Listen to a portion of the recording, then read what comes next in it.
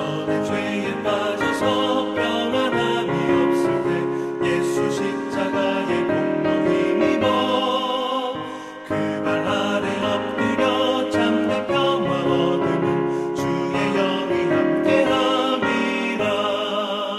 성령이 계시네 할렐루야 함께하시네. 좁은 길을 걸으며 만나 기뻐하는 것 주의 영이 함께함이라.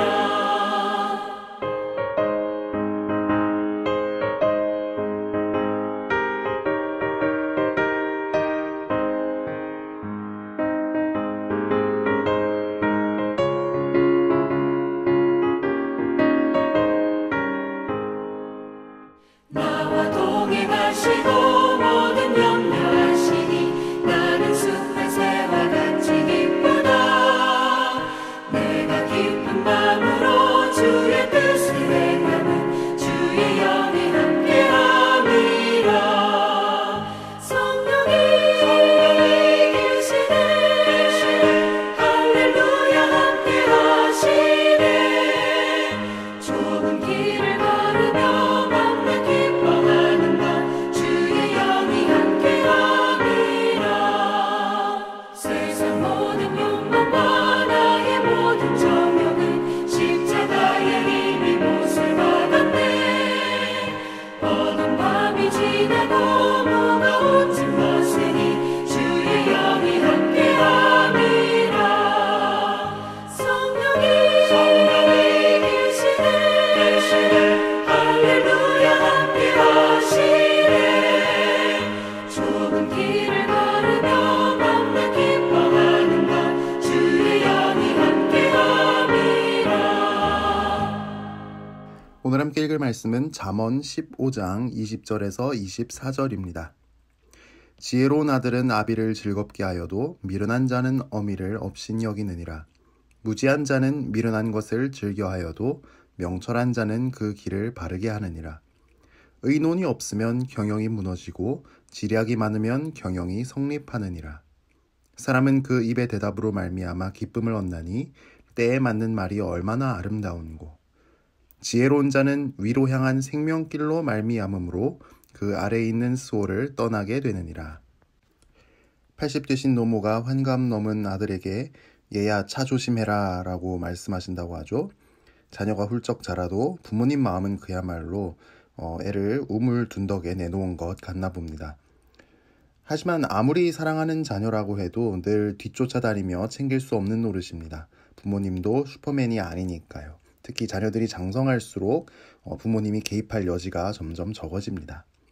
그런데 늘 자녀들과 동행하며 자녀들을 지켜주고 바른 길로 인도할 수 있는 것이 있습니다. 바로 성경의 지혜이고 지혜이신 예수님입니다.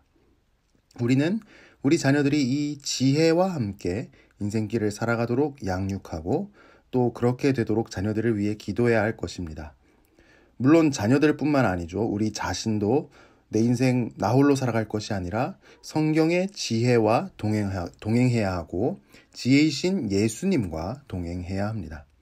성경의 지혜는 그리고 지혜이신 예수님은 언제 어디서나 우리와 동행하고 우리를 지켜주고 우리를 바른 길로 인도해 줍니다. 정말 그런지 오늘 말씀 함께 살펴볼까요? 20절입니다. 지혜로운 아들은 아비를 즐겁게 하여도 미련한 자는 어미를 업신 여기느니라. 지혜로운 아들은 성경의 지혜로 잘 양육해서 지혜이신 예수님과 동행하는 아들이죠. 지혜를 따라 사니까 아버지가 행복합니다. 특히 지혜를 따라 살 때 아버지가 믿음을 따라서 살면서 얻은 믿음의 유산과 지혜를 존중하고 그 아버지의 영적인 유산을 지키면서 살아가니까 아버지가 즐겁습니다.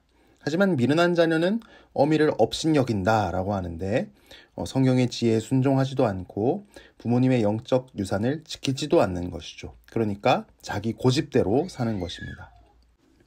자녀 양육이라는 것이 우리 마음대로 되면 좋겠지만 그렇지 못할 때도 많죠. 우리가 잘 몰라서 잘못한 것도 있고 열심히 한다고 했는데도 자녀들이 마음 같지만 자라지는 않기도 합니다. 하지만 늘 소망을 갖고 우리 자녀들이 성경의 지혜를 만나고 지혜이신 예수님을 만나게 되길 기도합시다. 참 이것만 되면 우리가 주님께 우리 자녀를 맡기게 되는 것인데 이것보다 든든한 일이 어디 있겠습니까? 이렇게 되어서 우리 자녀들이 우리에게도 기쁨이 되기를 축복합니다. 그리고 우리 자녀뿐만 아니라 우리 스스로도 언제 어디서나 성경의 지혜, 그리고 지혜이신 예수님과 동행하는 복을 누리며 살기를 축복합니다. 그렇다면 구체적으로 성경의 지혜이신 예수님과 동행할 때 우리에게 어떤 좋은 점이 있을까요? 첫 번째 좋은 점은 21절에 나오는데요. 바로 지혜가 우리를 유혹과 중독에서 건져준다라고 약속합니다. 21절을 볼까요? 무지한 자는 미련한 것을 즐겨하여도 명철한 자는 그 길을 바르게 하느니라. 우리의 취향과 기호는 정상적이지 않을 때가 있습니다. 우리는 태어나면서부터 죄로 망가진 상태로 태어났고 또 자라면서도 죄의 영향을 받아서 바르지 않은 길로 걸어가기를 좋아하고 참 바보 같은 짓을 할 때가 있습니다. 아름답지 못한 것에 중독되기도 합니다. 그래서 쓸데없는 데 시간을 낭비하고 후회합니다. 그런데 이것을 바로 잡아줘서 우리 인생이 실패하지 않고 아름다워지게 하는 것이 있는데 그게 바로 성경의 지혜입니다. 오늘도 우리가 이 아침에 말씀을 읽고 듣고 지혜이신 예수님 앞에 나아가 기도할 때 죄에 민감하게 반응하고 유혹을 피하고 중독을 이기게 되기를 축복합니다. 우리가 하나님을 더 뜨겁게 사랑하고 참된 것을 사랑하게 되기를 축복합니다. 그리고 성경의 지혜이신 예수님과 동행할 때 어떤 좋은 점이 있을까요? 두 번째 좋은 점이 22절에 나오는데요. 성경의 지혜이신 예수님과 동행하는 것이 중요한 선택을 해야 할 때 아주 결정적인 역할을 한다고 말씀합니다. 22절을 볼까요? 의논이 없으면 경영이 무너지고 지략이 많으면 경영이 성립하느니라. 자녀들이 어릴 때는 모르는 게 있으면 부모님께 여쭤보면 되지만 자녀들이 자랄수록 부모님을 대신할 다른 조언자들이 필요합니다. 정직하고 신뢰할 수 있고 바른 판단을 내리는 지혜자가 주변에 많은 것이 중요하죠. 의논할 사람이 없고 잘 알지 못하면서 혼자 다 결정하다 보면 직장일이나 진로의 문제나 관계의 문제나 실패할 수 있습니다. 또는 의논을 했지만 그 의논한 상대가 지혜로운 조언자가 아니면 그 말을 따랐다가 실패할 수 있습니다. 우리의 자녀들이 또 우리 자신이 성경의 지혜와 동행할 때 그리고 지혜이신 예수님과 동행할 때 성경의 지혜이신 예수님이 우리의 가장 좋은 상담자가 되어주십니다. 또 우리의 가장 좋은 상담자 되신 예수님이 진짜 도움을 줄 수 있는 지혜자들을 발견하고 많이 만날 수 있게 해주십니다. 우리는 다 한계가 있습니다. 혼자서 모든 걸 다 알지 못합니다. 도와줄 수 있는 사람들이 필요합니다. 특히 지혜로운 조언자들이 필요합니다. 우리 자녀들이 또 내 자신이 이런 지혜로운 조언자를 많이 만나는 복 주시기를 기도로 구합시다. 그리고 성경의 지혜이신 예수님과 동행하면 어떤 점이 좋을까요? 세 번째 좋은 점이 23절에 나오는데요. 바로 때에 맞는 말을 할 줄 알게 된다라고 약속합니다. 23절을 볼까요? 사람은 그 입의 대답으로 말미암아 기쁨을 얻나니 때에 맞는 말이 얼마나 아름다운고. 때에 맞는 말. 그래서 공동체를 살리고 문제가 해결되고 대화를 나누는 모든 사람이 행복해지는 그런 적절한 말을 할 수 있다면 얼마나 좋을까요?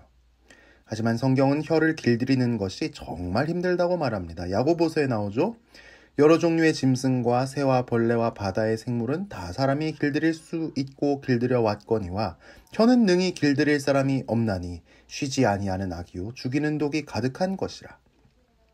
내가 나쁜 의도를 갖고 한 말이 아닌데 돌이켜보면 참 후회되고 안 해야 할 말인데 한 것이 많습니다. 또는 그때 그 말을 했었더라면 하고 후회가 되는 일도 참 많습니다. 성경의 지혜이신 예수님과 우리가 동행할 때, 우리 자녀들이 동행할 때 때에 맞는 말, 아주 적절한 말을 할 수 있게 됩니다. 사람을 살리고 공동체를 살리고 문제를 해결하고 대화를 나누는 모든 사람이 행복해지고 소망을 갖게 되는 말을 할 수 있게 됩니다. 우리가 무슨 말을 해야 할지 주님과 의논하고 주님께 여쭤볼 때 우리가 또 우리 자녀들이 때에 적절한 말을 할 줄 알게 됩니다. 그런 복이 우리에게 임하기를 소망합니다. 마지막 24절은 오늘 말씀 전체의 결론에 해당하는데요. 24절을 볼까요? 지혜로운 자는 위로 향한 생명길로 말미암음으로 그 아래에 있는 수호를 떠나게 되느니라. 이 말씀에서 위로 향한 생명길 그리고 수올은 문자적으로는 천국과 지옥을 가리키지만 여기서는 성공과 실패를 표현하는 것이라고 볼 수 있습니다. 그러니까 이 세상에서도 이 지혜의 인도를 받아서 중독에서 풀려나고 인생을 의미 있는 데 사용하고 또 바른 결정을 내리고 때에 적실한 말을 해서 복을 받으면 참 천국에 사는 것처럼 행복할 수 있다는 말입니다. 하지만 성경의 지혜이신 예수님 없이 그냥 내 고집대로 살다 보면 죄의 중독에서 풀려나지 못하고 잘못된 결정들을 내리고 말로 상처를 주고 실수를 해서 지옥에 사는 것처럼 고통스럽게 살 수 있습니다. 우리가 지혜와 동행할 때 이 세상에서도 천국에서 사는 것처럼 행복하게 살 수 있게 됩니다. 하지만 지혜와 동행하지 않을 때 고통 속에 살 수 있는 것이지요.